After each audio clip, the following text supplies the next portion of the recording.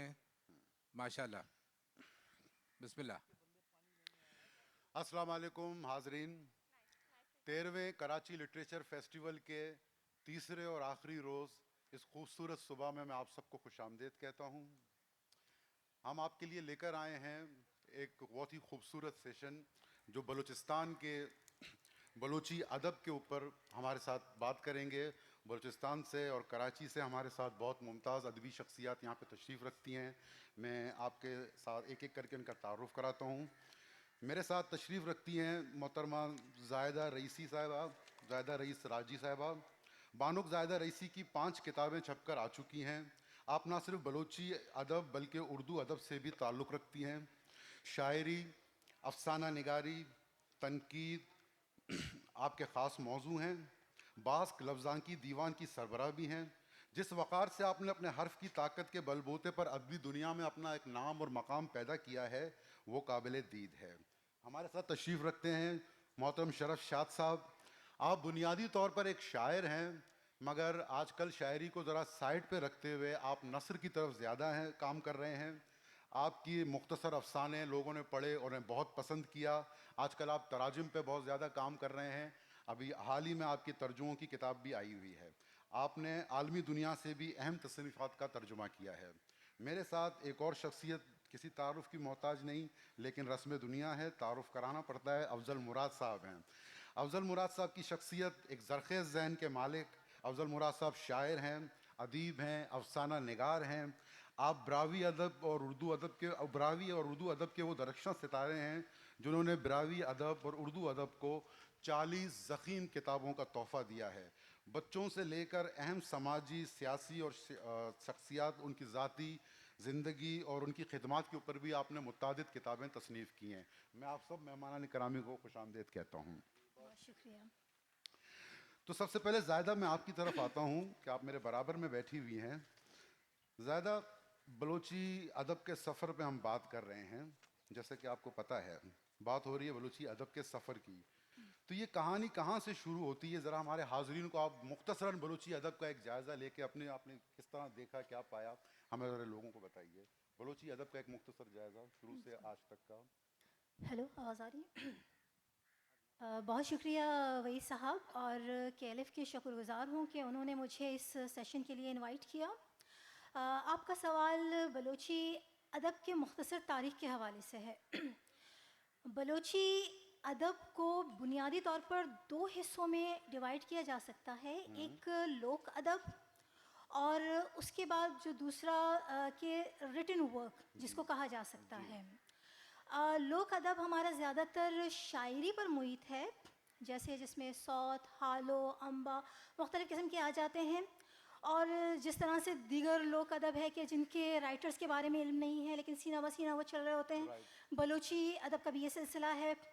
پھر داستان گوئی بھی بلوچی ادب میں جو زبانی ادب کی صورت میں، قصے کہانی کی صورت میں ایک جنریشن سے دوسری جنریشن کی طرف جا رہے ہیں، وہ تو ایک فیز ہے. پھر جو دوسرا حصہ ہے جو بلوچی ادب جس کو کہتے ہیں، اس کے شواہد ہمیں 14ویں-15ویں صدی عیسوی کے شعری ادب میں ملتا ہے. یوں تو کہا جاتا ہے کہ اس کو کلاسیکل دور بھی کہا جاتا ہے، اس کو قدیم شاعری کا نام بھی دیا جاتا ہے، اس کو چاکری دور کی شاعری کا بھی نام دیا جاتا ہے، 14ویں اور 15ویں صدی کا. لیکن اس شاعری کی ایک سب سے بڑی خوبی یہ ہے کہ زبان و بیان بالکل اسٹرانگ ہے.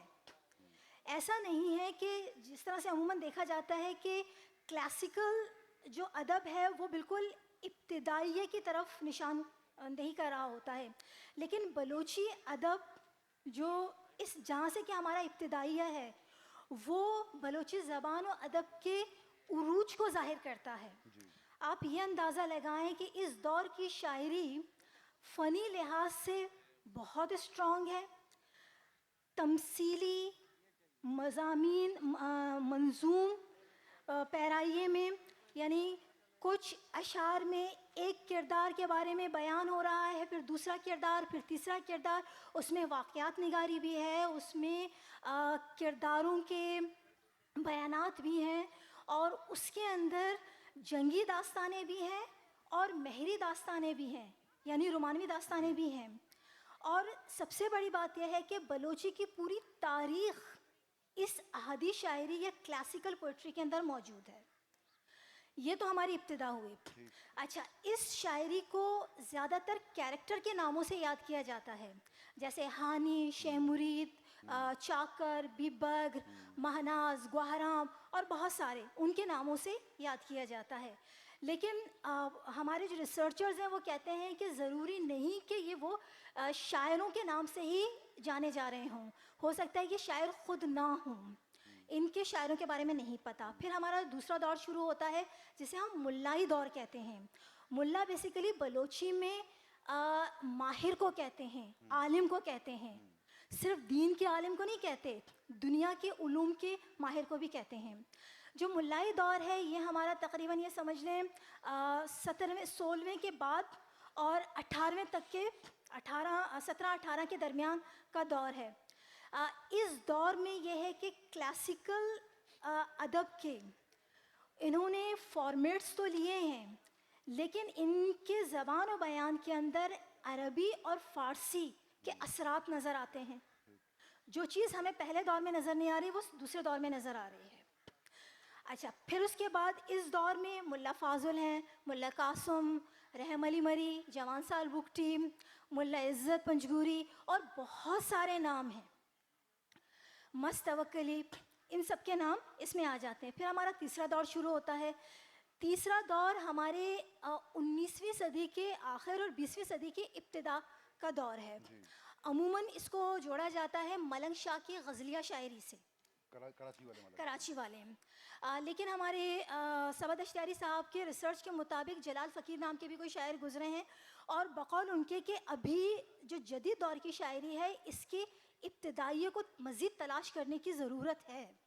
لیکن صحیح معنوں میں اگر دیکھا جائے تو 50 کی دہائی میں 1949 میں ہمارے بلوچی کے تیسرے دور کی ابتدا ہوتی ہے. اس دور میں یہ ہوتا ہے کہ مشاعرے بھی ہو رہے ہوتے ہیں, اور ان کیا کہتے ہیں ادبی محفلیں ہو رہی ہوتی ہیں جس میں قصہ گوئی بھی ہو رہی ہوتی ہے, اور لوگ یعنی بیانیے کے لحاظ سے چیزیں بیان کر رہے ہوتے ہیں.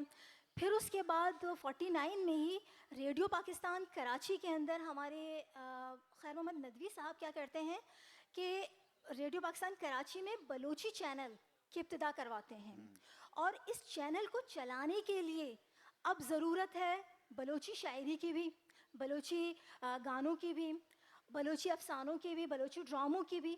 تو وہ کیا کرتے ہیں, اس دور میں جتنے شعراء تھے جو بلوچ ہیں لیکن دوسری زبانوں میں لکھ رہے ہیں, جیسے اردو میں لکھ رہے ہیں, فارسی میں لکھ رہے ہیں, انگلش میں لکھ رہے ہیں, ان سے ریکویسٹ کرتے ہیں کہ آپ بلوچی کی طرف آئیں.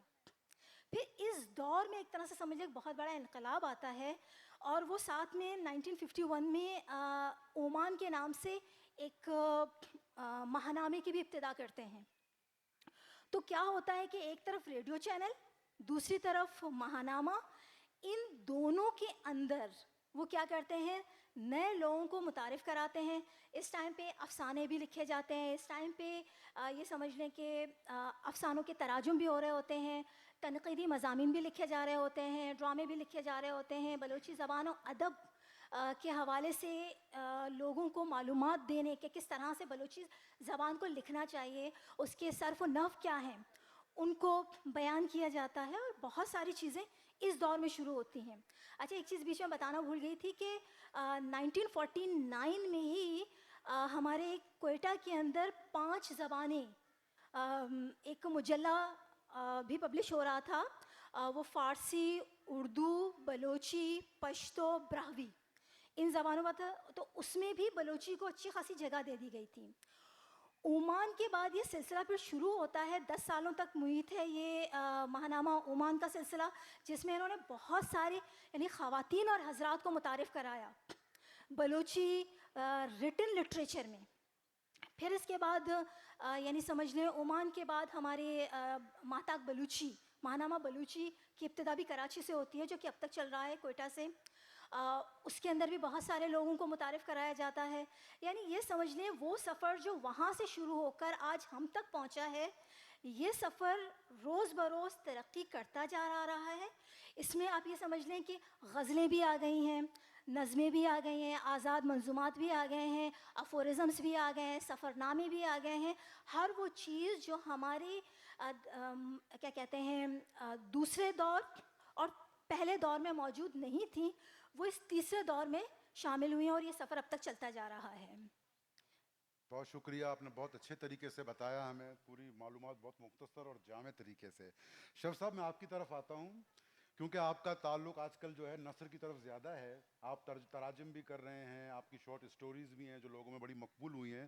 میں آپ سے کچھ یہ پوچھنا چاہ رہا تھا کہ بلوچی ادب میں ناول کی رفتار بہت سست ہے. 1976 میں سید ہاشمی صاحب کا ایک ناول آیا, اس کے بعد ایک مسلسل خاموشی رہی. پھر اس کے بعد 90s میں کچھ ناولز آئے یا کچھ ترجمے آئے ناول کی صورت میں, انٹرنیشنل ادب کا ترجمہ ہوا, جیسے کہ ماں کا ترجمہ میکسم گورکی کی ہوا جو آج ریسنٹلی.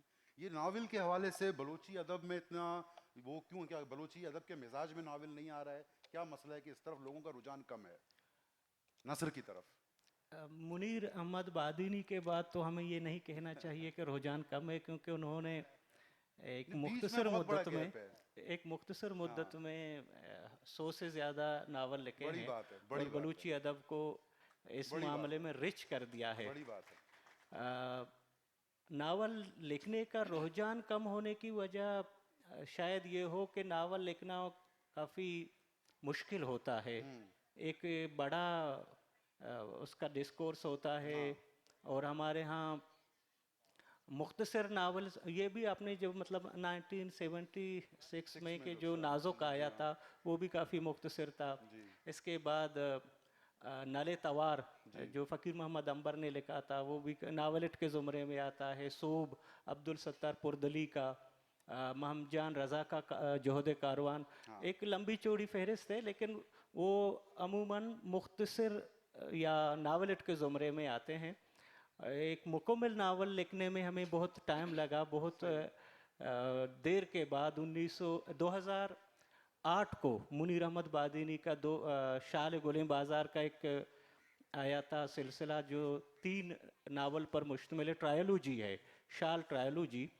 تو یہ ایک مکمل ناول کہا جا سکتا ہے, جس میں کوئٹہ کے پس منظر میں بلوچستان کی جو سیاسی, سماجی, تعلیمی, معاشی وہ ساری صورتحال اس میں ڈسکس ہوئی ہے.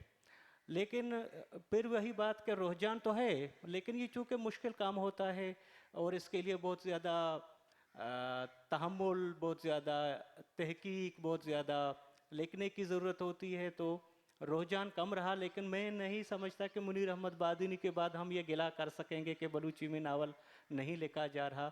اور منیر احمد بادینی کی خصوصیت یہ ہے کہ انہوں نے جو ناول لکھے ہیں وہ بڑے اعلیٰ پائے کے ہیں. انہوں نے انٹرنیشنل ادب کو پڑھا ہے, انہی کی تکنیک, انہی کی زبان و بیان, انہی کے انداز میں ساری چیزوں کو پریزنٹ کیا ہے.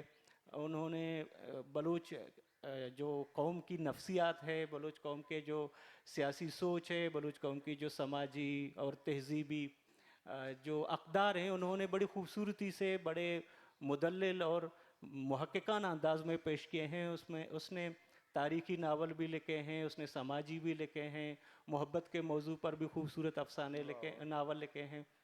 بہرحال چونکہ بلوچی ادب کا جو دورانیہ ہے, آپ نے جو 70 سال بتایا ہے, تو بلوچی کا یہ دورانیہ بھی بہت کم ہے. مثلاً 1951 کے بعد ہی بلوچی میں آپ کہتے ہیں کہ شعوری طور پر یہ کوشش کی گئی کہ نثر لکھی جائے. اسی زمانے میں افسانے لکھے گئے, اسی زمانے میں تراجم ہوئے, ڈرامے لکھے گئے, اور مضامین آ گئے, مختلف مضامین آ گئے, سفر نامے لکھے گئے. تو یہ جو دورانیہ ہے یہ بہت کم ہے. اور 70 سال میں اگر منیر احمد بادینی کے 100 ناول کو ہم ایڈ کر لیں تو میں کہتا ہوں کہ یہ کافی مطمئن ہو سکیں گے ہم اس بار کے بلوچی میں ناول لکھے گئے ہیں اور بڑے خوبصورت انداز میں لکھے گئے ہیں. کیا بات, بہت شکریہ, بہت شکریہ. افضل صاحب, سرکار براوی اور بلوچی شعر و ادب میں وہ براوی اور بلوچی میں آپ براوی اور بلوچی میں وتی شاد زبانہ اسی لیے ہم آپ کو جاننا چاہتے ہیں کہ براوی ادب میں وہ کون سے بڑے نام ہیں جنہوں نے اپنے کام کی وجہ سے ایک اعلیٰ مقام حاصل کیا، جن کو آج بھی لوگ یاد کرتے ہیں. کچھ اہم نام براوی ادب کے جو ہم جاننا چاہتے ہیں، جن کا بڑا جی کام بہت شکریہ جناب. سب سے پہلے تو شکریہ کہ ایف نے ہماری زبانوں کو بھی پوچھا اور اردو سے جو ہماری شکایت ہے اسے کم کرنے کی کوشش کی ہے. اور نارملی یہ ہوتا ہے کہ ہمارے ہاں مطلب فارمیلٹی کے طور پر جو ہماری قومی زبانیں ہیں جنہیں میں قطعی طور پہ ریجنل اور علاقائی نہیں کہتا، ہماری زبانیں عالمی زبانیں ہیں. بے شک. اور اسی اعتبار سے اگر جب اس خطے کی تہذیب و تاریخ کی بات ہوتی ہے تو براہوی کے بارے میں آپ سبھی جانتے ہیں کہ یہاں کی قدیم زبانوں میں سے ایک ہے، پہلی اس کے جو اس کو اولیت حاصل ہے، اور وہ اپنے علمی سفر میں جہاں ہم اس کے فوک کو دیکھتے ہیں اور کلاسیکل دور کو دیکھتے ہیں اور اس کے بعد پھر عصری ادب ہے ہمارا، تو اس کا سفر تو بہت طویل ہے. اس اعتبار سے چند نام نہیں گنوائے جا سکتے، لیکن چونکہ آپ کا سوال جو ہے وہ شخصیات سے شروع ہوا موضوعات کی بجائے، تو ہمارے ہاں ملک داد کلاتی جو ہے وہ ہمارے پہلے براوی کے صاحب کتاب شاعر کہلاتے ہیں.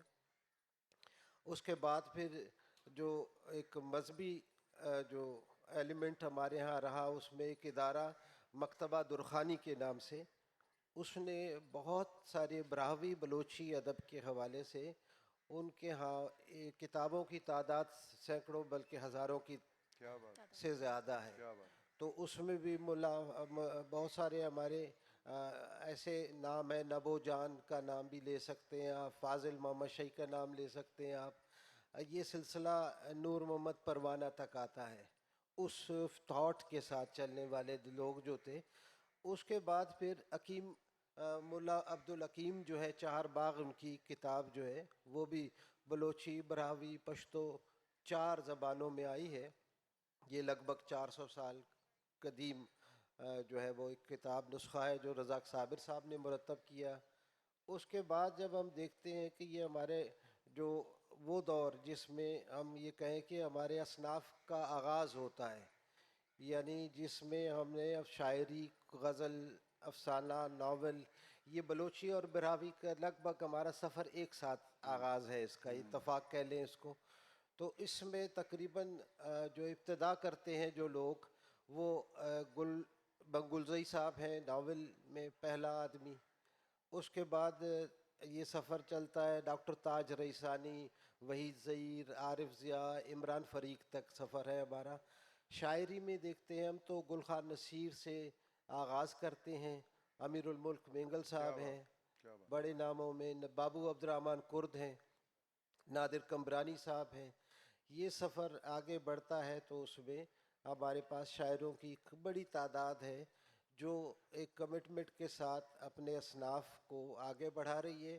اس میں ناول لکھنے والے بھی ہیں، افسانہ لکھنے والے بھی ہیں، اور خصوصاً میں توجہ اس طرف دوں گا کہ براہوی میں ڈرامے کو زیادہ اہمیت دی گئی. ڈرامے کے صنف تھیٹر پہ، ڈرامے کے صنف پہ ہمارے یہاں ریڈیو پہ جو ایک بڑا نام تھا وہ غلام نبی راہی صاحب کا، جن کے پہلا ڈراموں کی بنیاد رکھنے والے تھے غلام نبی راہی. تو سوشل سبجیکٹس پر ڈرامے ہوتے رہے اور یہ سلسلہ اس قدر بڑھا کہ پھر مائم بھی آ گیا اس میں، تمثیل کے حوالے سے تجربے کیے گئے. چونکہ ہم ایک جبر کے دور سے ہمارا زمانہ، ہمارا عہد گزرتا ہے، تو وہ قومی جہد جو ہے، وہ قومی جہد جو ایک سیاسی کارکن اپنے طور پہ کرتا رہا، سوشل ریفارمر اپنے طور پہ کرتا رہا، تو ہمارا ادیب جو ہے وہ اپنی تخلیق کے ذریعے رزسٹ کرتا رہا ہے. تو یہ رزسٹنس جو ہے ہمارے ہاں اولیت بھی ہے، ہمیں منفرد بھی کرتی ہے، اور جو ہمارا پڑھنے والا ہے وہ آج بھی ہمارے ان بڑے رائٹرز کو پڑھتا بھی ہے اور ان کو سنتا بھی ہے.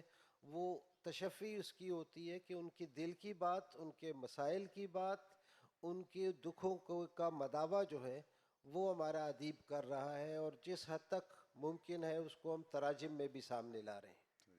सर किसी खातून के हवाले से कोई नाम है आपके बरावी अदब में, अगर मैं जी, पूछना ख़वातीन की तो एक तादाद इतनी बड़ी है कि अगर आप हमारी फ़ोक शायरी से लें तो वो जो है बाकायदा एक मकतबा दुरखानी में वो ख़वातीन जो घरों में जाकर जो है इस्लामी तालीमात देती थी, तो उसकी एक बड़ी तादाद हमें मकतबा दुरखानी से मिलती है। उसके बाद फिर हम आहिस्ता आहिस्ता देखते हैं तो तुराब लाड़कानवी साहब की बेटी का बड़ा काम है, नूर मोहम्मद परवाना साहब की फैमिली में भी कुछ लोग हैं। लेकिन ये तसलसल जब हमारे यहाँ आता है, ख़वातीन जो बाकायदा तख्लीक करती रही हैं, उसमें प्रोफेसर जी तायरा एहसास जतक हैं, जी हाँ, उसमें नीलम मूमल है, उसमें उमेरा सदफ़ हैं, डॉक्टर अम्बरीन मेंगल की बहुत अच्छी, नौशीन कमरानी है, नौशीन की जी बहुत हाँ, जी, गहरी बिल्कुल, जो है वो नज़में हैं। बिल्कुल, तो मेरा ख़्याल है कि अब बहुत सारी ज़ैनब एक अभी नई हमारी स्टूडेंट बच्ची है हमारी, वो लिख रही है। तो ख़वातीन की एक बड़ी तादाद, जहाँ तबस्सुम की शायरी भी है। जी तो इन तमाम को अगर हम देखें तो पैरेलल इस वक्त जो हमारे यहाँ लिखने वाली ख़वातीन हैं, उनकी खासी तादाद है जिनकी किताबें भी शाया हो रही हैं और जो बाकायदा बलोची और बरावी अदब की प्रमोशन का काम भी कर रही हैं। सही। ज़ाहिदा, आप हमें बता सकती हैं कि बलूची अदब में हमारे जो निस्फ़ है ख़वातीन, उनका कितना बड़ा कंट्रीब्यूशन रहा है? देखिए, सबसे बड़ी बात यह है कि अगर आप क्लासिकल शायरी की बात करें, क्लासिकल अदब की बात करें, तो वहाँ पर तो ख़वातीन का बहुत बड़ा कंट्रीब्यूशन है। जैसे हानी है, महनाज है, सम्मी है, और भी बेशुमार ख़वातीन जी हैं। लेकिन हमारे जो दूसरा दौर शुरू होता है, वहाँ पर ख़वातीन मौजूद नहीं हैं। तीसरे दौर में मैंने जो बात की थी कि ख़वातीन का कंट्रीब्यूशन शुरू हो जाता है नए दौर के साथ ही, तो उसमें ख़वातीन ने कोशिश की है मर्दों के शाना बशाना। अफ़साने भी लिखे हैं ख़वातीन ने, उन्होंने ड्रामे भी लिखे हैं, उन्होंने सफ़रनामे भी लिखती रही हैं, और तनक़ीद निगारी की तरफ भी गई हैं, मज़ामीन भी लिखती रही हैं। अगर देखा जाए तो तोए रुई और तायरा आलियानी से जो इब्तिदा होती है, ज़ुबैदा से जो इब्तिदा होती है, और हमारी क्या कहते हैं गौहर मलिक, बानुल दश्तियारी, इसके बाद से जो ये सफ़र आगे बढ़ता है, एन दश्ती, तायरा एहसास जतक, फिर सबिहा करीम, ज़ीनत सना, और ज़ैनल कुलाची, और अंदलीब गिचकी, और बीच में और भी बहुत सारी ख़वातीन हैं, मैलब नसीर हैं, आप मेरा नाम ले लें, और इसके अलावा और बहुत सी ख़वातीन हैं कि शायद जिनके नाम मैं अभी मिस कर रही हूँ, उनका अच्छा खासा कंट्रीब्यूशन है। जैसे उन्होंने तायरा एहसास जतक की बात की थी, तो बलोची अदब में अगर मैं देखा जाए, फ़ीमेल में फ़र्स्ट ड्रामा नवीस वही रही हैं। क्या बात है? इसी तरह से बलूची अदब में रखशंदा ताज ने अफ़सानों की जो किताब छपी है, रखशंदा ताज की है। नॉवेल्स में अगर देखा जाए फ़ीमेल में, तो मेरी 2 किताबें नॉवेल्स में आ चुकी हैं। ख़वातीन का थोड़ा सा कंट्रीब्यूशन इस लिहाज से कम रहा है कि हमारे ख़वातीन के लिए साजगार माहौल नहीं रहा है। एक तो ये है कि नए दौर के अदब में ख़वातीन की तालीम पर इब्तिदा में यानी पाबंदियाँ लगाई गई थी। फिर उसके बाद ख़वातीन के नाम जब कहीं छप जाते थे, तो उनके अक्सर रिश्तेदार और जानने वाले एतराज़ करते थे। तो और ख़वातीन को इस वजह से हालांकि अप्रिशिएट भी किया जाता था, अदब के हवाले से उनको अप्रिसिएशन मिलती थी, लेकिन हमारा जो माहौल था उसमें उनको इनकरेजमेंट नहीं मिलती थी कि ख़वातीन आ सकें। लेकिन मेरी नज़र में 80 की दिहाई के बाद ये सिलसिला काफ़ी बेहतर रहा है, और आज इस तारीख़ में जो मैं बैठी हुई हूँ, मैं ये समझती हूँ हमारी एक तवील फ़हरिस्त है ख़वातीन की। हमारी शाइना, जैसे शाइना शाहीन थी, उन्होंने दसगार माताक निकाला था, माहल बलूच के नाम से थी, उन्होंने उलस के नाम से एक जरीदा ख़वातीन का निकाला था। और ख़वातीन की अपने अलग से जैसे जरीदे हैं जिसमें सिर्फ ख़वातीन की तख्लीक़ात आती हैं दसगार के नाम से, उसका तीसरा वर्जन भी अभी अपने तकमील के मराहिल पर है। शाइना शाहीन की शहादत के बाद उनकी बहन उनको मासूमा चला रही हैं। फिर इसके अलावा जैसे मैलब नसीर है, मैलब नसीर की बहुत ज़बरदस्त शायरी है, वो अफ़साना नवीस भी हैं। इसी तरह से डॉक्टर समी परवाज़, उनकी अफ़सानों की किताब आ चुकी है। तो पहले तो ये था कि ख़वातीन या तो कम लिखती थी, या 2-3 तख्लीक़ात के बाद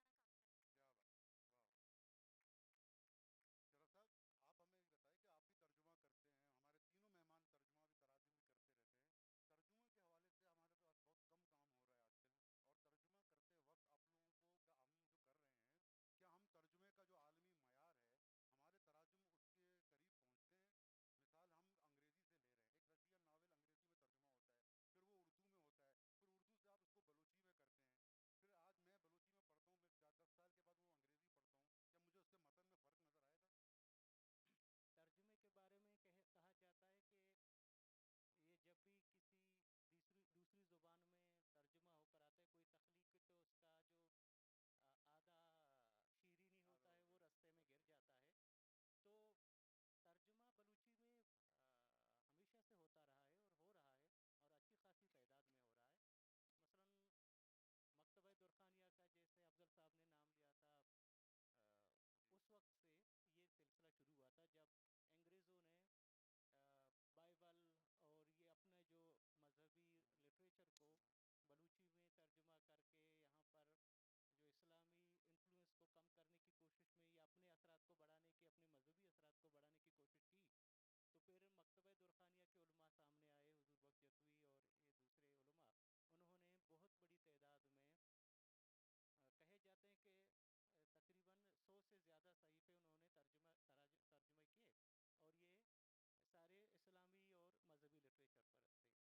مثلا مکتبہ درخانیہ کا جیسے افضل صاحب نے نام لیا تھا، اس وقت سے یہ سلسلہ شروع ہوا تھا جب انگریزوں نے بائبل اور یہ اپنے جو مذہبی لٹریچر کو بلوچی میں ترجمہ کر کے یہاں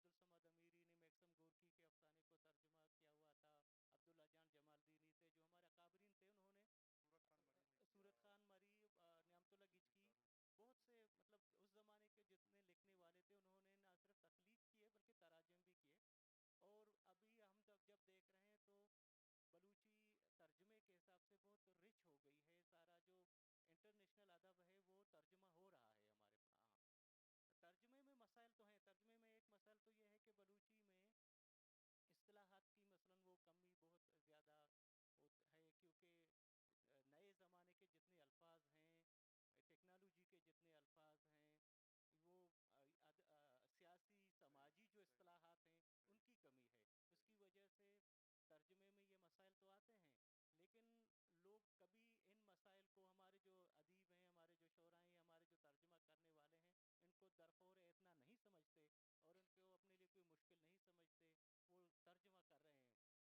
تھا تو اس میں بھی ترجمے تھے. عبد الصمد امیری نے میکسم گورکی کے افسانے کو ترجمہ کیا ہوا تھا. عبداللہ جان جمال دینی تھے جو ہمارے اکابرین تھے، انہوں نے سورت خان مری، نعمت اللہ گچکی، بہت سے مطلب اس زمانے کے جتنے لکھنے والے تھے انہوں نے نہ صرف تخلیق کیے بلکہ تراجم بھی کیے. اور ابھی ہم جب دیکھ رہے ہیں تو بلوچی ترجمے کے حساب سے بہت رچ ہو گئی ہے. سارا جو انٹرنیشنل ادب ہے وہ ترجمہ ہو رہا ہے ہمارے ہاں. ترجمے میں مسائل تو ہیں. ترجمے میں ایک مسائل تو یہ ہے کہ بلوچی میں اصطلاحات کی مثلا وہ کمی بہت زیادہ ہے، کیونکہ نئے زمانے کے جتنے الفاظ ہیں، ٹیکنالوجی کے جتنے الفاظ ہیں، وہ سیاسی سماجی جو اصطلاحات ہیں ان کی کمی ہے. اس کی وجہ سے ترجمے میں یہ مسائل تو آتے ہیں، لیکن لوگ کبھی ان مسائل کو، ہمارے جو ادیب ہیں، ہمارے جو شعراء ہیں، ہمارے جو ترجمہ کرنے والے ہیں، ان کو درخور اتنا نہیں سمجھتے اور ان کو اپنے لیے کوئی مشکل نہیں سمجھتے. وہ ترجمہ کر رہے ہیں، اور ترجمہ ضروری بھی ہے. ترجمہ اس لیے ضروری ہے کہ آپ کو کیونکہ ساری چیزیں جو انٹرنیشنل ادب میں ہوتی ہیں وہ آپ کے پاس کریٹ نہیں ہوتے. مطلب افسانہ بلوچی کا نہیں ہے. افسانہ تو رشیا سے آیا ہوگا، پھر فرینچ سے اردو میں پھر بلوچی میں. اس کا جو ٹیکنیک ہے، اس کا جو زبان و بیان ہے، اس کا جو انداز ہے، وہ سارے وہیں سے آئیں گے. تو ترجمے کے سے ہم افسانے کے جو نئے نئے رنگ ہیں، نئے نئے روپ ہیں، ان سے آشنا ہو جائیں گے. اور پھر ہمارے جو ادیب ہیں، جو ہمارے تخلیق کار ہیں، ان کی مدد سے اپنے افسانوں کو ایک معیاری اور عالمی جو طریقے ہوتے ہیں وہ اس میں لا سکیں گے. اس کے علاوہ ناول بھی ہمارے ہاں، آپ جیسا کہ ہم بات کر رہے تھے کہ بہت کم لکھا جا رہا ہے. تو دنیا میں جو ناول لکھتے ہیں، یا وہ نوبل انعام یافتہ ادیب ہیں یا کلاسک ہیں دنیا بھر کے، رشین ہوں، انگلش ہوں، فرینچ ہوں یا اٹیلین ہوں، کوئی کسی بھی زبان میں ہوں، ان کو آپ اپنے زبان میں لائیں گے تو پھر یہ بھی ایک مشعل راہ ہوتے ہیں. جو آنے والی نسل ہوتی ہے، جو پڑھنے والے لوگ ہوتے ہیں، ان کے لیے ایک مشعل راہ ہوتی ہے کہ ناول کو اس طرح بھی لکھا جاتا ہے. کوئی ٹیکنیک کو فالو کرتا ہے، کوئی زبان و بیان کو، کوئی موضوع کو، اس طرح سے ہمارے لیے ایک راستہ متعین ہو جاتا ہے. ہم اپنے ادب کو، جس کی عمر بہت کم ہے، جو ابھی ابتدائی مراحل میں ہے، میں سمجھتا ہوں کہ 70 سال کے باوجود ابتدائی مراحل میں ہے، اپنے خد و خال واضح نہیں کر چکا ہے، تو اس کے لیے یہ جو تراجم ہے یہ بنیادی کام کر سکتے ہیں کہ اس کو ایک جو اسٹینڈر ہوتا ہے، جو عالمی اسٹینڈر معیار ہوتا ہے، اس تک ہم لا سکتے ہیں. میں اور ایک بڑے آدمی ہیں آندرے ژیڈ، انہوں نے ایک بات کہی ہے کہ ہر آدمی کو جو لکھتا ہے اس کو کسی نہ کسی کلاسک، کسی نہ کسی عالمی جو فن پارہ ہوتا ہے اس کو اپنی زبان میں ترجمہ کرنا چاہیے. یہ میں چونکہ بلوچی کے بارے میں کہہ رہا ہوں، لیکن یہاں جتنے بھی اردو کے ہیں، سندھی کے ہیں یا دوسری زبانوں کے ہیں، ان پر بھی فرض بنتا ہے کہ اپنی زبان کی ترقی کے لیے، ان کو نئے نئے دشاؤں سے آشنا کرنے کے لیے وہ تراجم کی طرف ضرور توجہ دیں. بالکل آپ درست فرما رہے ہیں. ہم بھی کوشش کرتے ہیں کہ بلوچی کے جو اہم شعراء ہیں ان کو ترجمہ کریں. مثال میں منیر مومن صاحب ہاں یہ ضروری ہے، یہ بھی ضروری ہے. میں منیر دیکھیں مومن صاحب کا ایک شعر دیکھ رہا تھا جی، کہ جہان رنگ تی زیبائی درا اوستاں آؤ، بے باتاں تے وگا چمے درا وچاراں. واہ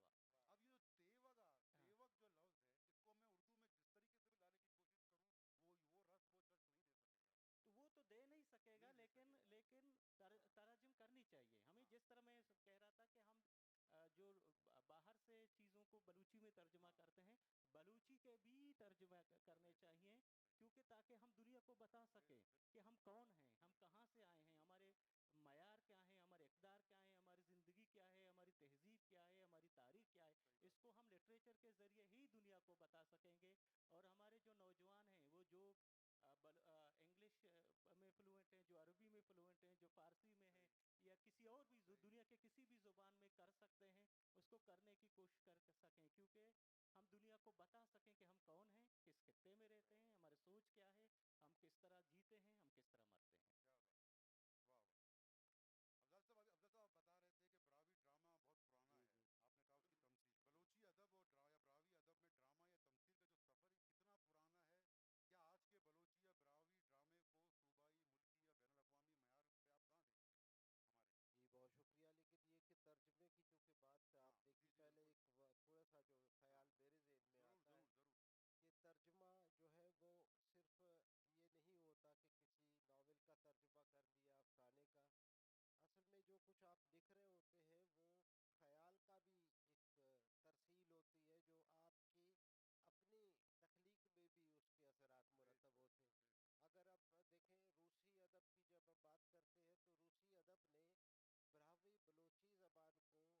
جس ادب کی ہماری زبانوں کو ضرورت رہی ہے وہ موضوعاتی تناظر کے حوالے سے، کیونکہ ایک طرح کی صورتحال کے ساتھ ہماری نمائندگی جہاں سے ہو رہی تھی، تو ہم وہ غربت، وہ بے کسی، وہ جو ہے استحصال، اور وہ جو مسائل تھے، شعور کی کمی تھی، عورتوں کا استحصال تھا، تو وہ جہاں جہاں بھی ہمیں ملا، ہمیں لگا کہ ہماری سوسائٹی کو اس کی ضرورت ہے. مثلا جب جمیلہ چنگیز ایتماتوف کا جب جمیلہ پڑھتے ہوئے خیال آ رہا تھا کہ جیسے یہ ہمارے بزدار یا تربت یا کوئٹہ یا نوا قلعے کی کوئی کہانی ہے، تو آپ ترجمے کا سب سے بڑا مظہر جو ہے وہ اس کا موضوعاتی تناظر کیا ہوتا بات ہے. ہے. یہ اچھا. میں بطور ترجمہ نگار میں کہہ رہا ہوں. مثلا میں نے جب فیض احمد فیض کا ترجمہ براوی میں کیا، کنا مسافر، واہ واہ. تو وہ منظوم ترجمہ کئی دوست ایسے تھے کہ جنہوں نے اس کو پڑھنے کے بعد پھر فیض صاحب کے حوالے سے مزید کافی چیزیں پڑھی. تو آپ انٹروڈیوس کرتے ہیں موضوع کو، واہ. کیونکہ جو جس آیت کی بات ہم کریں یا تلمیات، تشبیہات یا محاورے کی، وہ اس کا مفہوم لایا جا سکتا ہے، مجموعی طور پہ آپ اس کو نہیں لا سکتے. تو کسی بھی اچھے ترجمے میں وہ موضوع یا اس خیال کو یا اس فکر کو منتقل کرنا اپنی زبان میں، جس میں آپ کا ادیب نہیں لکھ پا رہا یا نہیں لکھتا، تو یہ ترجمے کا ہمارے ہاں خاصا رہا ہے. تو جس طرح سے آپ نے ترجمہ نگاروں کی بات کی، تو میں تھوڑا اضافہ کروں براوی کے حوالے سے کہ اس وقت ہمارے پاس گل بنگلزی صاحب ہمارے ضعیف ہیں بہت حد تک، معذوری کی حد تک، لیکن انہوں نے اس وقت 32 عالمی ادب سے 32 ناول اور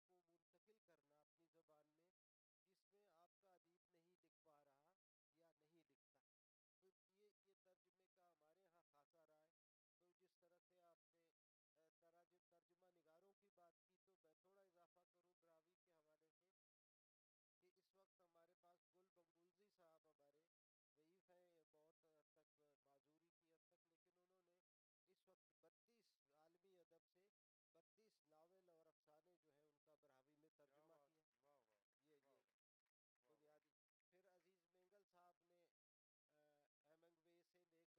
کر خیام تک عالمی ادب سے وہ ایک ترجمے کی صورت پیدا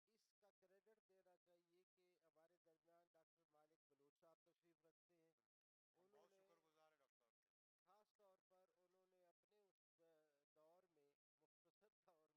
ہے. اس کے علاوہ بھی پچھلے دنوں پروفیسر حیات غمخوار نے میرا داغستان کو جی ہاں. براوی میں، اس میں ایک حوالہ میں ضرور دوں گا کہ براوی بلوچی کو اس کا کریڈٹ دینا چاہیے کہ ہمارے درمیان ڈاکٹر مالک بلوچ صاحب تشریف رکھتے ہیں. ہم انہوں بہت نے شکر گزار ہیں ڈاکٹر صاحب کے. خاص طور پر انہوں نے اپنے اس دور میں، مختصر دور میں، زبان و ادب کے لیے بہت سارے اقدامات کیے. اس میں ایک ہمارے تراجم کے لیے بھی ان کی بڑی خواہش تھی، جس پہ سنگت اکیڈمی آف سائنسز میں ڈاکٹر شاہ محمد وری صاحب نے تراجم کی ایک اتنی بڑی تعداد موجود ہے ان کے ہاں سنگت کے جو تراجم سیشن ہے. تو تراجم کے لیے میں یہ سمجھتا ہوں جیسے پوری دنیا میں کسی بھی زبان کو لیں، آج اگر اردو کو ہم دیکھتے ہیں تو فورٹ ولیم کالج کے اس دارالترجمے کے حوالے سے دیکھتے ہیں. آپ دنیا جہاں کا ادب دیکھ لیں. میں نے ایران میں جا کے دیکھا تو ان کا جو دارالترجمہ کے بعد ہمارے یہاں انٹروڈیوس ہوتی ہے تو وہ پتہ چلا کہ وہ کوئی 15 سال 10 سال پہلے وہ ان کے فارسی میں ترجمہ ہو چکا ہے. تو ترجمے کو تو ایک صنف کے طور پر باقاعدہ ایک شعبے کے طور پر رکھنا چاہیے یونیورسٹیز کو, کالجز کو, ادبی اداروں کو.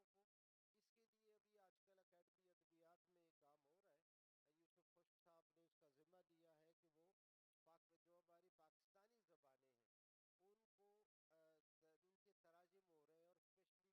لیے ابھی آج کل اکیڈمی ادبیات میں کام ہو رہا ہے. یوسف خشک صاحب نے اس کا ذمہ لیا ہے کہ وہ جو ہماری پاکستانی زبانیں ہیں ان کو ان کے تراجم ہو رہے ہیں,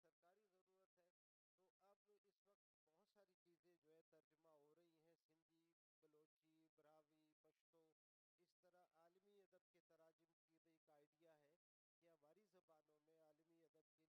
میں تو کوئی 75 سال یا 100 سال نہیں ہوتے, لیکن بہرحال وہ ایک سرکاری ضرورت ہے. تو اب اس وقت بہت ساری چیزیں جو ہے ترجمہ ہو رہی ہیں, سندھی, بلوچی, براوی, پشتو, اس طرح عالمی ادب کے تراجم کی بھی ایک آئیڈیا ہے کہ ہماری زبانوں میں عالمی ادب کے لیے بالخصوص مثلا جب ہم کہتے ہیں وہ ناول نگار ہے, وہ افسانہ نگار ہے, وہ شاعر ہے, تو ہم کہہ سکیں کہ یہ صاحب ترجمہ نگار ہے شرف. تو وہ مکمل طور پہ اگر اس پہ کام کریں گے تو پھر وہ حیت پہ بھی محاورے کو بھی سمجھیں گے, پھر اس پہ ڈیپتھ میں جا کے وہ تراجم کر سکتے ہیں. تو دوسرا پہلو دوسرا پہلو میں مختصر کرتا ہوں کہ ڈرامہ ہماری گٹی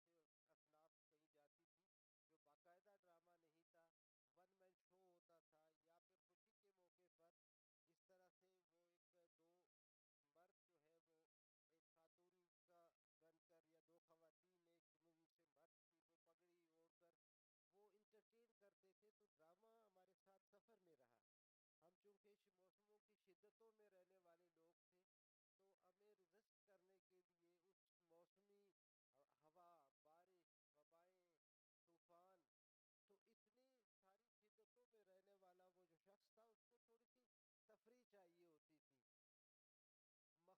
کا اظہار, یہ سب کا اظہار جو ہے وہ ایک ڈرامیٹک ایلیمنٹ ہے. ہم بطور صنف اس کی طرف یوں جاتے تو ہمارے ہاں ناٹک چھوٹا سا راگ کے نام سے اصناف کہیں جاتی تھی, جو باقاعدہ ڈرامہ نہیں تھا, ون مین شو ہوتا تھا, یا پھر خوشی کے موقع پر اس طرح سے وہ ایک دو مرد جو ہے وہ ایک خاتون کا بن کر, یا دو خواتین ایک مووی سے مرد کی وہ پگڑی اوڑھ کر وہ انٹرٹین کرتے تھے. تو ڈرامہ ہمارے ساتھ سفر میں رہا. ہم چونکہ موسموں کی شدتوں میں رہنے والے لوگ تھے تو ہمیں ریزسٹ کرنے کے لیے اس موسمی ہوا, بارش, وبائیں, طوفان, تو اتنی ساری شدتوں میں رہنے والا وہ جو شخص تھا اس کو تھوڑی سی تفریح چاہیے ہوتی تھی. مخو, راگ, ایک ناٹکی کی ایسی صورت تھی کہ جس میں سیلیبریشن ہوتی تھی, لوگ بیٹھتے تھے.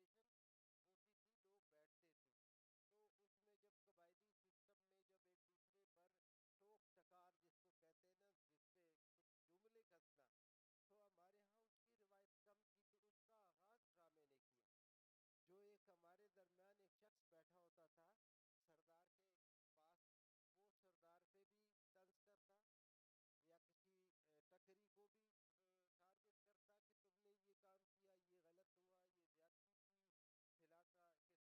ایوب بلوچ صاحب کا بڑا نام ہے.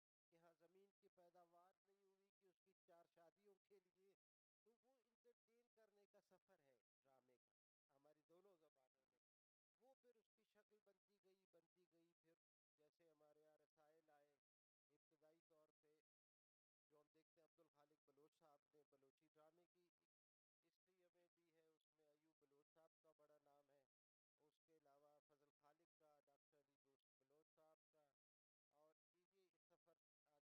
وحید ظہیر ہے, اس کے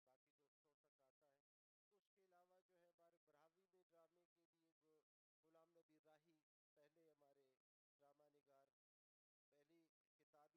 سمبولک چیزیں آ گئیں, اب ڈرامے میں نئی ٹیکنیک آ گئی ہے, انٹریکٹیو ڈرامہ بھی آیا.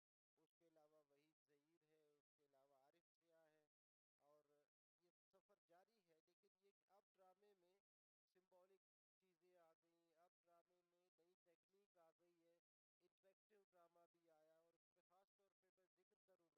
کروں گا تھیٹر کے نام سے, تھیٹر کے حوالے سے براوی بلوچی میں جو ہمارے فوک سے لے کر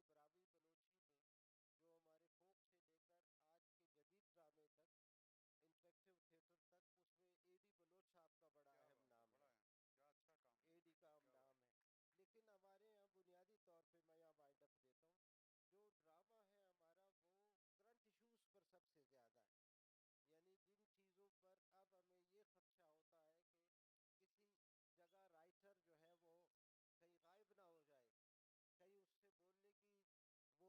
عزت اسے نہ چھین لی جائے, کہیں اسے تھریٹ نہ ہو. لیکن ہمارا ڈرامہ نگار اپنے کردار کے ذریعے وہ ساری بات کرتا ہے, اور اس اعتبار سے ہمارا ڈرامہ مقبول بھی ہو رہا ہے, ڈرامے کی طرف توجہ بھی دی جا رہی ہے. خاص طور پر ہمارے یہاں جو علمی ادبی ادارے ہیں وہ اب روایت ہو گئی ہے کہ وہ کسی بھی تقریب میں ایک ڈرامے کا سیشن ضرور رکھتے ہیں. تو میں سمجھتا ہوں کہ ابھی اس سے ڈرامہ آگے بڑھ سکتا ہے, اور ڈرامہ جس قدر آگے بڑھے گا تو سماجی شعور کی بات, علم کی بات, اور جو ناگفتنی ہے وہ اس کردار کے ذریعے گفتنی بن سکتی. کیا کہیں, کیا کہیں. میں نے سر دیکھا آپ نے ترجمہ کیا تھا افضل صاحب, انجیر نفل تاج رئیسانی صاحب کا, اس کو پی ٹی وی میں بھی آیا. میں تو سمجھتا ہوں کہ اگر آپ ترجمہ نہیں کرتے تو ہم تو رہ جاتے, جو گروہی نہیں سمجھ سکتے میرے جیسے نہ ہے تو ہم تو اتنے خوبصورت افسانے سے, کہانیوں سے محروم ہو جاتے. تو واقعی اس کا بہت بڑا کنٹریبیوشن ہے سر آصف کا اس میں ہمارے آنے. بہت اہم ہے. اردو میں ہونی چاہیے لیکن انگریزی میں بھی کریں, ہم بالکل کرنا باقی چاہیے, زبانوں میں بھی بہت کریں, اہم ہے, بہت اس کی اہم ہے. ضرورت ہے. اور اسی دارالترجمہ مجھے یہ اگر افسانے کہیں سے بھی جو ہے خواجہ غلام عباس کے افسانوں سے کم نہیں لگتے ہیں سر, مجھے اسی لیول کے افسانے. آصف فروخی کو اللہ مغفرت کرے, انہوں نے اپنے پبلشنگ کے ادارے سے چھاپی, اس میں 22 افسانے میں نے ترجمہ کیے تھے. کیونکہ خوش قسمتی سے بلوچی, پشتو, براہوی تینوں زبانیں میں بول بھی سکتا ہوں, پڑھ بھی سکتا ہوں. تو اس میں نے 22 افسانوں کے ترجمے کیے تھے جو بلوچستان کے مجموعی جو ہمارا ادبی ایک حوالہ ہے افسانوں کا, اس میں 6 پشتو کے بھی افسانے ہم نے شیئر کیے تھے, براہوی اور بلوچی کے افسانے تھے, اور وہ خاصی پذیرائی, اس کے 3 ایڈیشن اب تک چھپ چکے. بانک میں آپ کی طرف آتا ہوں. آپ نے اردو سے ابتدا کی, اور میں نے دیکھا ہے کہ ہمارے بہت سے شاعر ادیب ہیں, مبارک قاضی صاحب کہتے ہیں میں نے اردو سے کی, بشیر بیدار صاحب کہتے ہیں کہ میں نے اردو سے ابتدا کی. تو آپ نے بھی اردو سے اپنے سفر کا آغاز کیا, اور پھر اپنے ایک جداگانہ بروز شناس آپ نے آج قائم کی ہے. اس کے علاوہ میں چاہتا ہوں کہ ہمارے جو دیکھنے اور سننے والے ہیں وہ آپ کا جو ادارہ ہے باس, جو اتنا زبردست کام کر رہا ہے, اس کے بارے میں بھی ہمیں کچھ بتائیں تاکہ لوگ اس سے انفارمیشن لے سکیں, اس سے فائدہ حاصل کر سکیں. بہت شکریہ سر. باسک کمیونیکیشن نیٹ ورک اگر دیکھا جائے, یہ ایک بغیر کسی کے سپورٹ کے, اسے میں صرف اپنی مرضی سے, اپنی خواہش پر میں نے اس نیٹ ورک کی ابتدا کی تھی. اس کا بنیادی مقصد یہ تھا کہ 2005 سے پہلے نیٹ کی دنیا میں اردو فورمز ہوا کرتے تھے. میں سرور عالم راز صاحب کی ٹیم کے ساتھ کام کرتی تھی, اردو انجمن پہ کام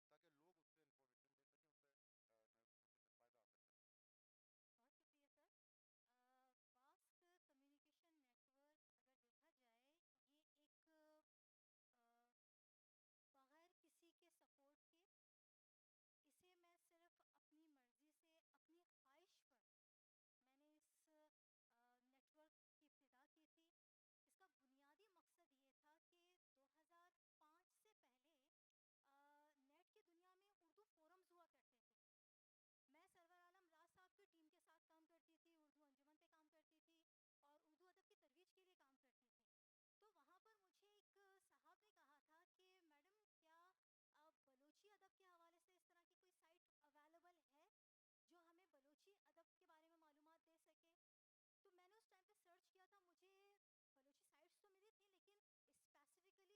ٹائم پر میں نے bask.com کے نام سے ایک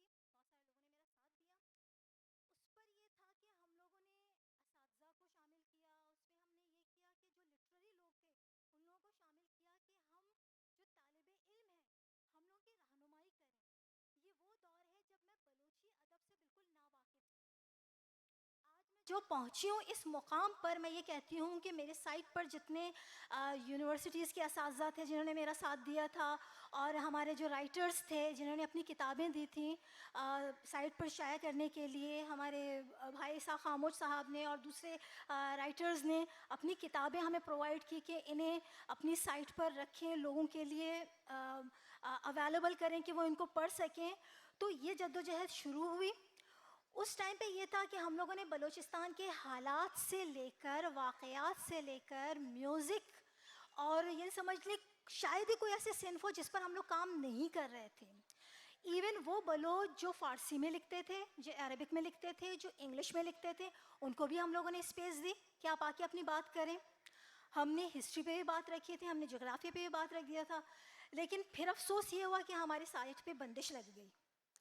اس کے بعد یہ ہوا کہ اس دوران توار اخبار تھا, آصاف اخبار تھا, جس پہ ادبی چیزیں چھپتی تھیں, ان پر بھی پابندیاں لگیں. ادبی اور سیاسی, یعنی جہاں جہاں تعلق سیاست کا تھا ان سائٹس پر ان کاموں پر پابندیاں لگتی گئیں. پھر اس کے بعد یہ ہوا میں نے ڈیجیٹل لائبریری کی بنیاد رکھی, جو چاہے یعنی خواہش یہ تھی کہ ایک ایسی ڈائریکٹری ہو کہ ایک جگہ پہنچ کر بلوچی ادب سے ریلیٹڈ کوئی بھی چیز تلاش کرنے کی ضرورت ہو وہ چیز اسے وہیں سے ملے.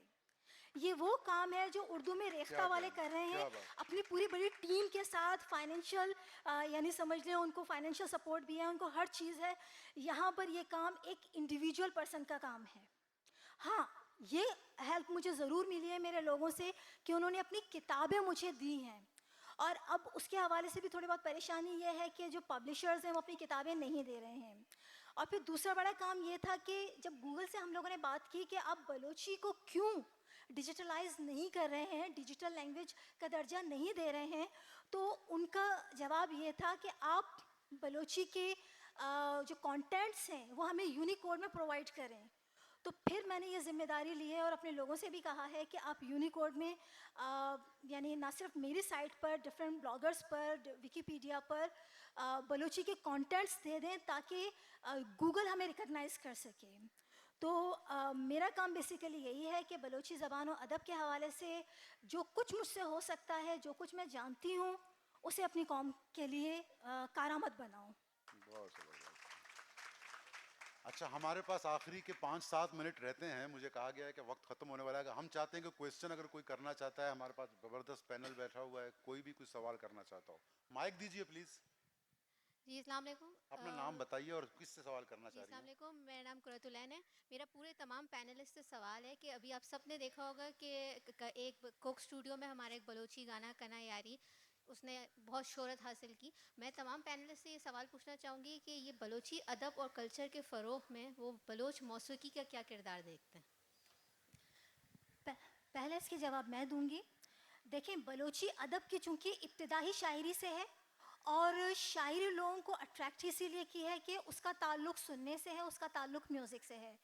تو بلوچی ادب جو آج تک ہم تک یہاں پہنچی ہے نثری ادب کے حدود تک, اس کی ابتدائی یہ میوزک ہے. اور میوزک کی چونکہ کوئی زبان نہیں ہوتی, ہر قوم میوزک سے اٹریکٹ ہوتا ہے.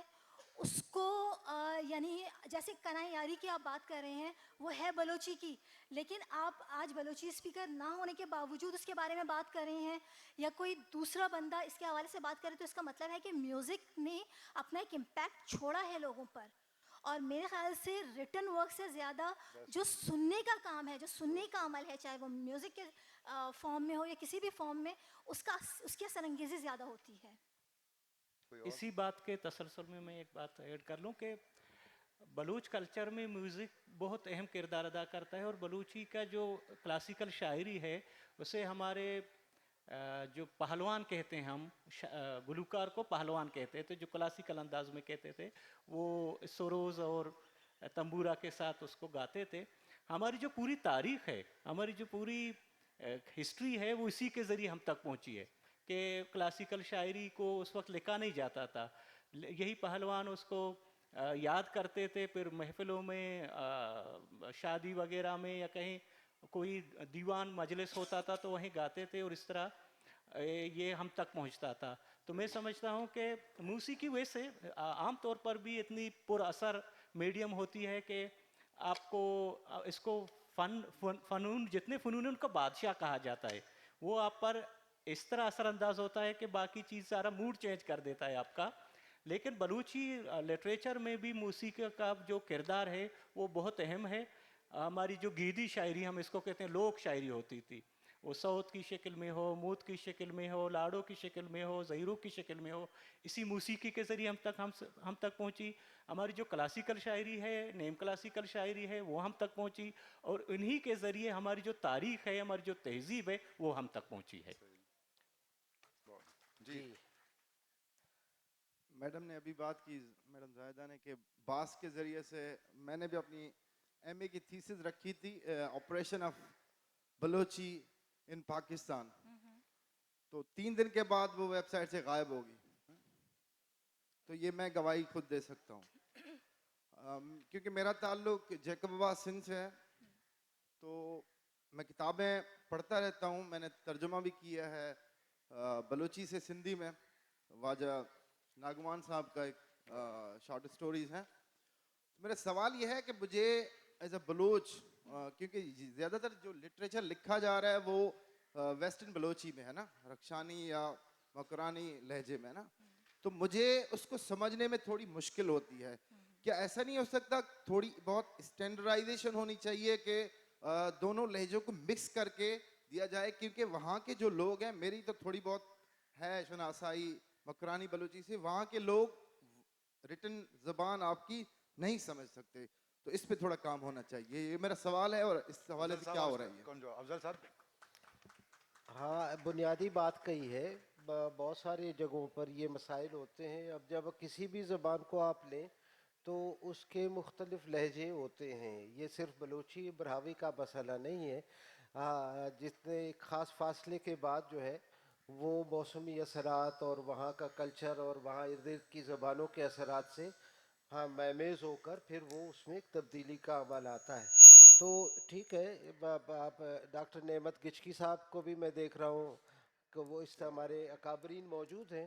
آپ کا سوال بہت اہم ہے. اس کو ہم رکھتے ہیں ان اداروں کو، بلوچی اکیڈمی ہے، بلوچی ڈپارٹمنٹ ہے، اس طرح براوی اکیڈمی ہے، اور یہ ادارے جو ہے ایک ایکسپرٹس جو ہمارے ہیں لسانیات کے، اینتھروپولوجی کے اور باقی، تو میرا خیال ہے کہ اس کے مسئلے کا حل ان کے ساتھ ہے. کیونکہ ہم تو تخلیقی ادب کی بات کر رہے ہیں، تو اہم بات ہے، اس کی طرف توجہ دینی چاہیے ضرور. اس کا میں تھوڑا جی جی بگو اس کے یہ جو لہجے ہوتے ہیں اس کو ہم بلوچی میں گالوار کہتے ہیں. تو گالوار ساری زبانوں میں ہوتے ہیں، یہ ہوتے ہیں. اس کے لیے میرے خیال میں جو سب سے بڑی ذمہ داری ہوتی ہے وہ ہوتی ہے حکومت کی. بلوچستان حکومت کی ذمہ داری ہے کہ وہ بلوچی کو پرائمری کی سطح تک پڑھانے کے. ڈاکٹر مالک بلوچ صاحب نے اپنے زمانے میں ایک قانون پاس بھی کیا ہے اور اس نے رائج بھی کروایا ہے بلوچی کو. اور تو وہ اس کے لیے اس کو ہم اس طرح بلوچی رکشانی ہو، سلیمانی ہو یا مکرانی ہو، اس کو ہم بلوچی کو بلوچستان کی زبان اس وقت کر سکیں گے کہ یہ پرائمری سطح میں کتابیں بنیں، وہاں تینوں زبانوں کے جو الفاظ ہیں ان کو اس میں ایڈ کریں، اس کی اپنی ایک گرامر بنائیں، پھر ہم یہ جو دوریاں ہیں اس کو قریب لا سکیں گے. تو آپ نے کہا کہ بلوچی لٹریچر لکھا جاتا ہے مکرانی لہجے میں، وہ اس لیے کہ جب پاکستان بننے کے بعد بلوچی لکھنے کا جو سلسلہ شروع ہوا، رسائل نکلے، بڑے وہ رائٹرز وہیں جو کے بڑے رائٹر تھے وہ مکران سے ہی تھے یا کراچی سے تھے، تو وہ بھی ان کا تعلق بھی مکران ہی سے تھا. تو اسی لیے جو یہ ہے ادب جو تھا، وہ جو لٹریچر تھا جو سامنے آیا وہ وہیں سے آیا.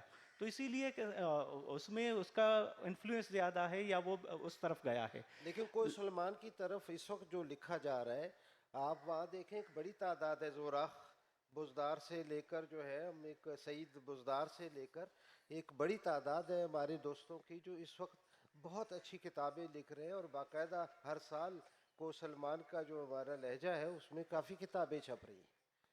اشفاق صاحب کوئی سوال پوچھ رہے تھے، بیٹا مائک سر کو دے دیں. مائک دے دیں ایک وہاں چیز پہ جو میں ان اشفاق کو صاحب بتانا چاہوں، آپ نے کہا ہے کہ جو سندھ کے بلوچ ہیں وہ ہماری اس مکرانی لہجے کے ریٹن کو نہیں پڑھ سکتے. تو میں آپ کو ایک بات بتا دوں کہ ہمارے پناہ بلوچ صاحب نے بلوچی اکیڈمی کی طرف سے ایک کتاب انہوں نے لکھ دی ہے جس میں وہ چھپ رہی ہے. سندھی بلوچی براہوی اور دوسری اور زبانوں کے لغت انہوں نے ترتیب دیے ہیں. اس میں جب انگریزی لغت بھی آ شامل جائیں گے، جی ہاں، جب لغت آ جائیں گے تو پھر میرے خیال سے یہ پڑھنے میں کوئی دشواری نہیں ہوگی. ہاں، ایک سفر ہے. جی اشفاق صاحب، آپ کوئی سوال کرنا چاہ رہے ہیں؟ جی، سب سے پہلے تو میں آپ کو مبارکباد پیش کرتا ہوں کہ میں بہت دور سے آیا ہوں اور مجھے پہلی دفعہ ایک سیشن میں بلوچی ادب کی تاریخ سے، زبان سے تو نہیں لیکن تاریخ سے بہت سی معلومات ملی، اور یہ اس کانفرنس کے میرے لیے بڑا ایک سرمایہ ہے جو میں لے کر واپس جاؤں گا. میرا سوال رجت صاحب سے ہے، آپ نے کہا کہ بلوچی ادب میں خواتین کا جو پہلے سے شامل تھیں، کلاسیکی بلوچی ادب میں، براوی ادب میں ان کا بڑا حصہ ہے، لیکن پھر ایک گیپ آتا ہے اور اس کے بعد جدید دور میں زیادہ خواتین جو ہیں وہ سامنے آئیں لکھنے کے لیے. تو میں دو سوال ہے، ایک تو یہ کہ اسپیسیفک پیریڈ کی کون سا ہے اور اس کی کیا سماجی اور سیاسی وجہ تھی جو ہمیں ایک بریک میں نظر آتا ہے. زائدہ تو بگوشی. اچھا، سر دیکھیں، میں نے آپ سے یہ کہا کہ جو ملائی دور ہے اس میں خواتین کا نام نظر نہیں آتا. یہاں دو باتیں ہو سکتی ہیں کہ جب بلوچی کلاسیکل ادب میں خواتین ہیں اور اس کے تیسرے دور میں خواتین ہیں تو یہ بیچ میں کیوں نہیں ہیں. پہلی بات تو یہ ہو سکتی ہے کہ وہ ان پر تحقیق نہیں کی گئی ہے، کیونکہ بہت سارے ایریاز ابھی خالی ہیں کہ ان پر تحقیق کا کام باقی ہے. اور پھر دوسری بات یہ ہے کہ جب انگریزوں کا دور آتا ہے تو انگریزوں کے دور میں ہم لوگوں نے ایک تاریخ یہ بھی پڑھی ہے کہ گل خان نصیر کی بیٹیاں جب اسکول پڑھنے جاتی ہیں تو ان کے بھائیوں کو بھی بھڑکانے والے انگریزی ہوتے ہیں کہ وہاں پر خواتین کے لیے مناسب نہیں ہیں.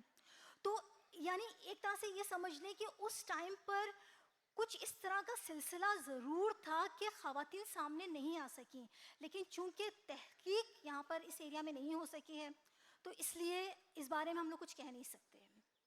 جی فک اگر اس کو کہیں کہ اس کا اگر ہم اس کی ایج نکالنا چاہیں تو یہ مشکل ہے بطور طالب علم، میں سمجھتا ہوں، لیکن اس میں ایک قبائلی سیٹ اپ کا بڑا رول رہا، مانے نہ مانے کہ وہ اس نے اثرات مرتب کیے. اس کے بعد ہم یہ دیکھتے ہیں کہ ہمارے ہاں تعلیمی رجحان سوائے وہ مذہبی یا جو گھر گلستان بوستان کی حد تک ہم رہے، اس سے آگے وہ سلسلہ بڑھا نہیں. پھر عزت اور غیرت کا اور فیصلوں کے معاملات جو ہے وہ مرد کی ڈومینیشن جس طرح کی تھی، اس کے اثرات بھی اپنی جگہ رہے. لیکن جب یہ اب ہمارا فوک تو وہ اساطیر کے حوالے ہیں جہاں پر ہانی، میناس، یہ سارے کردار جب بولتے ہیں تو وہ اتنی بالغ رائے کے ساتھ ان کا منظرنامہ کھلتا ہے تو ایک دم سے یہ احساس ہوتا ہے کہ یہ پھر 19ویں صدی میں اس میں رکاوٹ کئی زائدہ تک پہنچتے پہنچتے وہ آواز جو ہے وہ اس میں یہ کیسے فلکچویشن آ گئی. تو اس میں قبائلی نظام کے ساتھ ساتھ ایک تو ریاستی جو ہماری قوانین کے دور میں بھی خواتین پہ ایسا کوئی کام نہیں ہوا.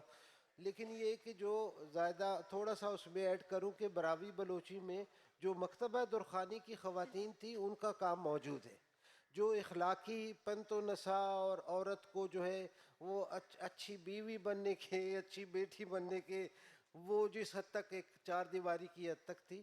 لیکن یہ کہ یہ سلسلہ رکتا اس لیے کہ ہمیں خانہ بدوشیاں بھی رہیں، پھر ہمیں اگنورنس بھی رہی، پھر ہم جن راستوں پہ ہمارے میں نے کہا کوہ دمان، اس کو اگنور کرنے کی روایت جو ہے وہ ایک عرصے سے اور مختلف اقوام کے کا کریڈٹ بنتا ہے کہ جنہوں نے بڑی حد تک ہمیں دور رکھنے کی کوشش کی. لیکن یہ کہ وہ منظرنامہ بدلتا ہے.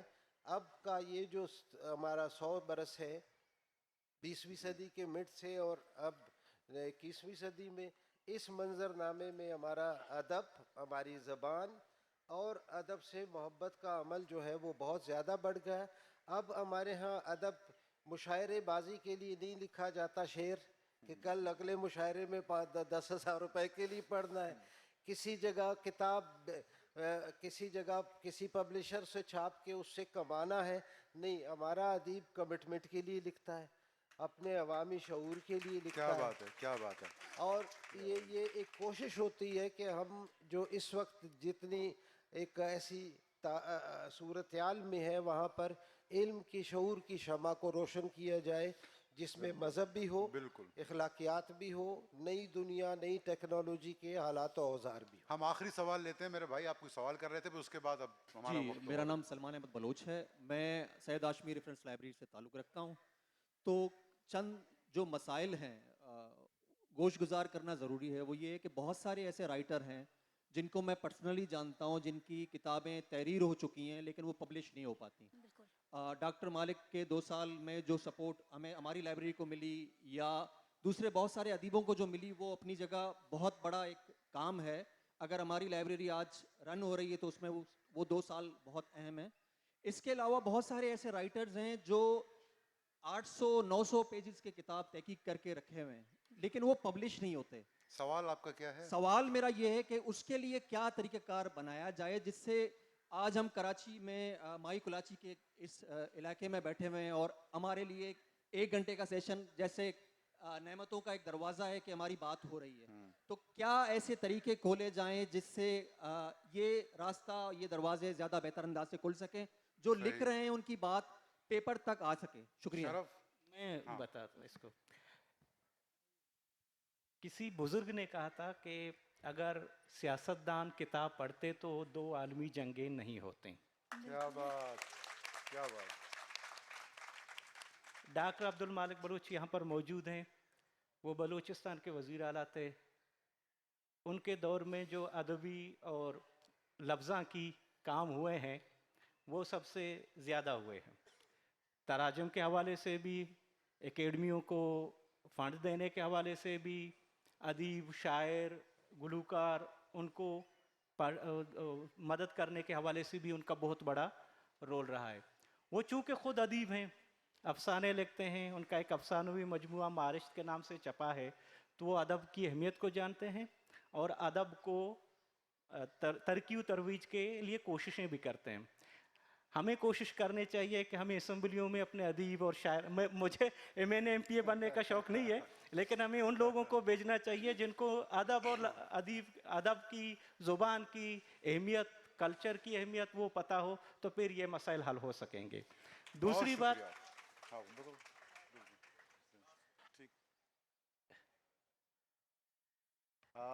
टाइम इज ओवर, बट आप चलें, माइक दे दें भाई को। भाई मैं समझता हूँ इसका जवाब देना ज़रूरी है। ये ख्वाहिश का इजहार हो गया कि तमाम पॉलिटिशियंस को राइटर होना पहले ज़रूरी है।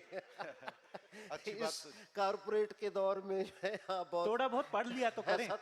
ऐसा तकाजा कर रहे हैं, लेकिन नहीं, मैं समझता हूँ एक लम्हे में, मैं समझता हूँ कि इसकी बहुत ज़रूरत है कि वो लोग जो अदबी इदारों तक जिनकी रसाई नहीं है, जो हमारे यूनिवर्सिटीज़ तक या इस तरह के जो इदारे अब सोशल मीडिया पे भी हैं, उन पे भी उनकी रसाई नहीं है, तो मैं समझता हूँ कि इन राइटर्स को अपनी आवाज़ जो है, वो अपना मवाद, अपनी चीज़ें जो है, वो इदारों के पास ज़रूर पहुँचानी चाहिए। कि आपको पता चले कि मैं जिस इदारे को मैंने किताब दी और उसने नहीं छापी, फिर सवाल बनता है। हमारे यहाँ फिर ये भी खुददारी, आना और कौन जाए और कौन किसी से रिक्वेस्ट करे, आप ज़रूर उन इदारों तक पहुँचे जो इसके ज़िम्मेदार लोग। बहुत शुक्रिया अफजल साहब। भाई मुख्तसर कीजिए, हमारा टाइम ओवर हो चुका है, मुझे बार बार आ रही है। जी, अस्सलाम वालेकुम। दो बातें बड़ी मुख्तसर सी मगर बहुत खूबसूरत हैं, I am sure you will enjoy it. My late friend the late नवाब अकबर बुगटी, मैं डेरा बुगटी अक्सर जाना होता था और अदब की बात की, कल्चर की बात की, उसकी तदरीज की बात की। आई realise one thing in my interactions with नवाब साहब, it was Balochi culture and adab is a very oral culture. please come on the question, we don't have much time. Well, you must listen, it's something beautiful, why not? Yeah, it is, but we don't have time, we are bound to. तो जनाब बहुत ही खूबसूरत एक incident था। He mentioned Balochistan Times. Have you heard of it? मैंने कहा the newspaper. बोलते नहीं, मैं तुम्हें सुनाता हूँ Balochistan Times. एक आदमी को बुलवाया, बकरे की जो यहाँ की हड्डी होती है, स्कैपुला, जो शोल्डर बोन, वो सामने सूखी हुई थी, उसने उसमें से पढ़ना शुरू किया। Now this is something ancient that has been, and you know, this is more like prophecies. और वो बंदा बता रहा था कि ये होगा, ये हाल होगा, ये चीज़ें होंगी आने वाली, और उनमें से कई बातें hard to believe मगर सच साबित हुई। तो this is a beautiful local heritage cultural based thing. Thank you. I don't know आप Thank you. exist करती है कि नहीं। Thank you. दूसरा एक चीज़ मैंने नोट की, एक चीज़ होती है हाल। When two Baloch people would meet, they would go into the long extempore monologues, That's true. details about life, culture, values, घर में बकरी पैदा हुई, बच्चा हुआ, किसकी शादी हुई, मौत हुई। It was beautiful. I don't know ये traditions continue करते हैं कि नहीं, but they should be preserved. Thank you so much. This is the best compliment. बहुत शुक्रिया। मैं आप सब दोस्तों का बहुत बहुत शुक्रगुजार हूँ। आखिर में सर मैं एक बात करूँ कि इसीलिए हम कहते हैं कि ये जो कल्चर हैं ये खूबसूरत हैं, उनकी तरवीज के लिए, उनकी तरक्की के लिए हुकूमतों को तवज्जो देनी चाहिए। बहुत शुक्रिया। और डॉक्टर अगर साहब, आपने हुकूमतें देखा कि तवज्जो एक्शन देंगी स्पीक तो louder language than words. Conferences जिस भी तरह आज होंगे डॉक्टर और अदब मालिक के साहब कॉन्फ्रेंसेस भी होंगे, लैंग्वेज कॉन्फ्रेंसेस भी होंगे ताकि ज़बान स्टैंडर्डाइज हो सके। बहुत शुक्रिया आप सबका।